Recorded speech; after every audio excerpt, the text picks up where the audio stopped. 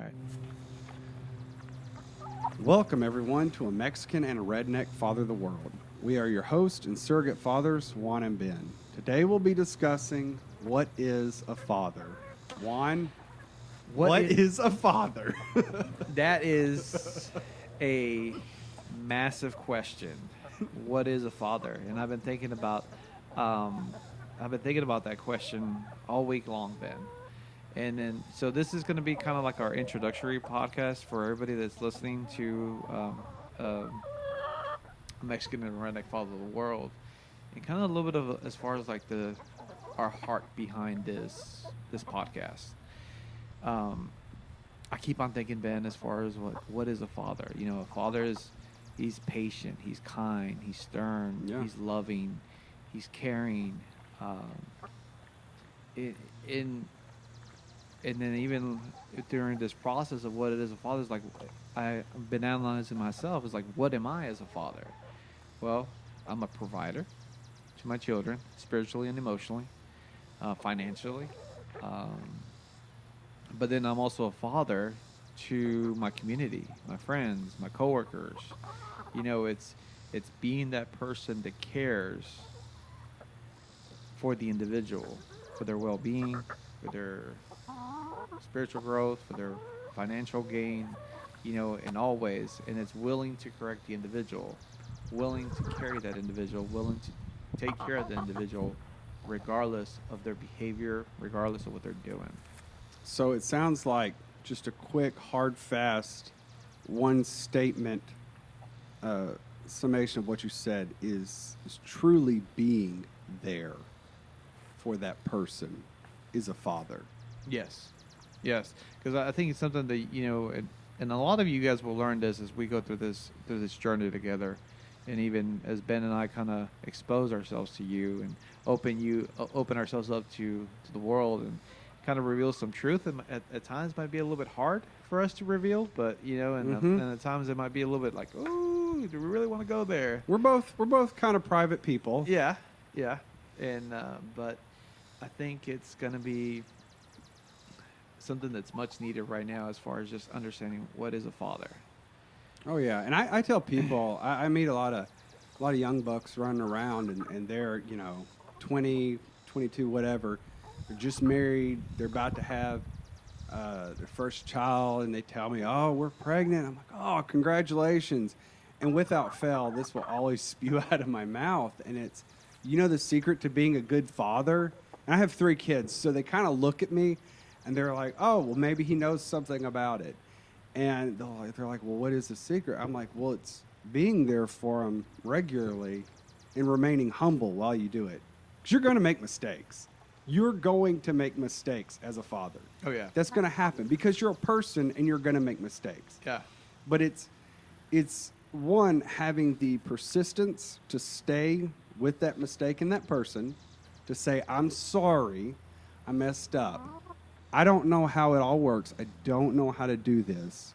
I hope you can forgive me and we can move on together because we are in this together. I just happen to be in the father role and you're in the child role. And I've said that to my kids directly on more than one occasion. Yeah. You know, and it's so funny you talk about that as far as like not knowing, being there. Yesterday I was hanging out with my youngest brother, and we were talking about our dad, you know, and I was talking about this story when I was 13 years old or 12 years old, something like that, and my dad was out shooting. You know, from when you're looking as a little kid and you look at your dad, you're like, oh, he knows everything. He knows what he's doing. And like, oh, yeah, he you know, it's like there's almost like there's this level of, oh, he's all knowing. But then you get to the point where harsh reality comes in. It's like, oh, wait, he doesn't know as much as I know. He can't fix everything. Yeah. But, you know, this is in the moment in my life when I still thought, I looked at my dad and I was like, oh, yeah, he knows how to fix anything. He knows what he's doing. And he was shooting his gun, and he was shooting at a post, like trying to knock it down or shoot it down. And I was thinking, wait, your dad was trying to shoot the post down? Yeah. Instead of digging it out with a shovel? Yeah. Well, let's just blow the post in Yeah, half. yeah, exactly. And I was like, oh, That must be, he must know what he's doing. And my dad was probably about 36 at the time, which I'm now 36, and I realized like, no, he was just being a big kid, and he was just playing with a toy, Yep. and he was just trying to figure out how can I do this with a toy. And the older I get, and especially now with having kids, is like I just find myself realizing I'm just a big kid trying to figure it out the same way that my little kids are trying to figure it out. And they think that I know what I'm doing. And sometimes I do. And sometimes I don't. But it's best to, like, when those times that you don't know what you're doing, just be like, yeah, daddy doesn't really know what he's doing. And Mhm. just get that grace from them. And I think, and then holding hands and saying, "Yeah, let's figure this out," because you guys get to build something together at that point, Yeah. and they can share, your children can build their confidence in that moment of realizing me and daddy work together, solve the problem, and now their confidence is boosted, Yeah. and now you've connected that much more over a real problem and a real solution. yeah. And that's a great place to be with your children. And I think one of the things that that I find myself realizing it's that life and being a dad is about learning how to enjoy the experience together. It's not about having the answers. It's not about being the best provider or the solution guy. Like, oh man, I gotta have everything perfect. It's about knowing that, heck, I'm in this journey together with y'all. We're gonna make mistakes, but we're gonna make the mistakes together, Yes. and we're gonna figure it out together. Um, I know from personal experience, like looking back in my past, looking back at my relationship with my dad, the thing that I longed for the most was that I wish he was there with me. I wish he had been there with me in those moments. We don't look back and say, "Man, he knew everything." For some things we do, but the things that we miss is the moments where he wasn't there. Yeah. He didn't show up. Yeah. And it might be something silly and dumb, like, oh, I called him in the bathroom to help me do something and he didn't come, and I felt rejection. So it's being a father is more than just making lots of money and providing a good living and giving them warm clothes and be being a good provider. It's like, I love what you said, Ben, being there for that person. Yeah. And so the second part of that is being there and being humble. There's another scenario where fathers are there. But I've heard this from countless friends who have said, or I've heard this countless times from friends who have said, me and my dad were doing this project together, but I wasn't doing it the way he wanted. And instead of letting me learn and being patient and letting me fail, he just said, get out of the way, let me do it. And yeah, it got done quickly. Yeah, he knew what he was doing. And he said, yeah, we didn't break anything, but I didn't learn anything. And the lasting impression in that moment where we could have bonded and I could have messed it up, he could have come along and fixed it, and actually been the real hero of the day. He said, and I could have learned from him. He ended up just rejecting me and saying, move over, let me do it. And then just, he puts it together and then that's it. And it's done. And I find myself sometimes with my son, who's 5 now, wanting to, I say to him, we're going to do this, and he wants to do it. And I'm thinking, well, I could get it done so much quicker than you. I could get it done so much better. But to what benefit is that? Yeah. Let him over tighten it and break the thing when you're using a screwdriver, or let him try. Let him try until he fails, and you say, okay, here you go, son. Here's how you do it. And you do it for him, and then you get it done. But there's a bond in that moment, and it's unreplaceable. I do the same thing with I know I mentioned my son, but I do it with my daughters too, But then they come along with the confidence the next time there's a problem, and they're like, oh, I can do it. I know exactly what to do. And then they're going to our neighbors, and when our neighbors say, do you need help with that? They're like, oh, no, I can adjust my bicycle seat all by myself. And they do it, and they're like, oh, this 5-year-old knows how to work on his bike a little bit. He can air up his tires. He can adjust his seat, And so that bicycle, they're thinking, how does this kid know how to do that? And I've witnessed this happen, and they've said, I've seen your kid working on their bike, and honestly, it's kind of made me question some of the decisions I made with my children growing up. You know?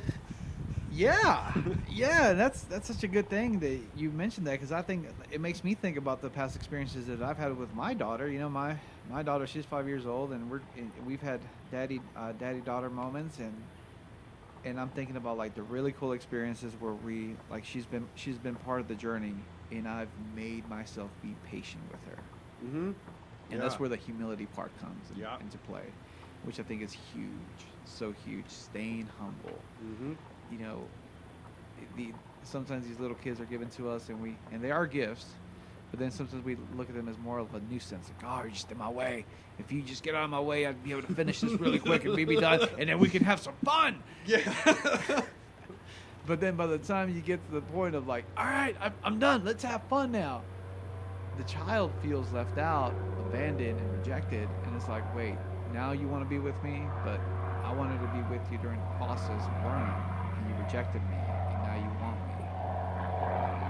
And that's, looking back at my personal life and growing up, and I'm like, man, I just wanted my dad to be there with me.